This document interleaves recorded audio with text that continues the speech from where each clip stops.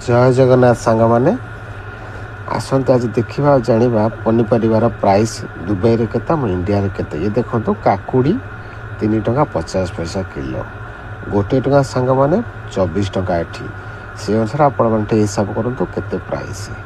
ये हूँ बंधा कोबी देखो कौ भाई जरी सब पैकिंग अच्छी सुंदर बंधा कोबी। ये तार प्राइस हूँ 5 टंका किलो। आगे बर्तमान स्वीट कॉर्न 5 टंका 99 पैसा। पाखक अच्छी कोबी माटी आलू। ये देखो सांग मैंने आलू ये गोटे प्रधान जिनस आम ओडार सब तरकारी ये जिनस हुए।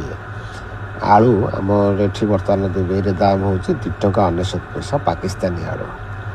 3 टंका मैंने सांग मैंने 75 टंका आलू किलो एठी।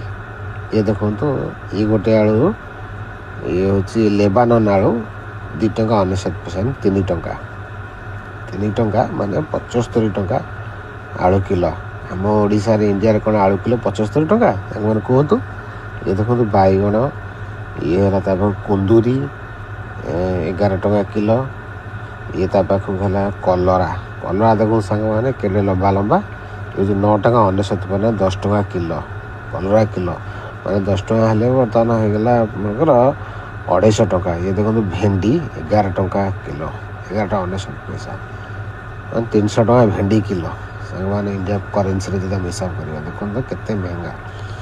10 टंका किलो।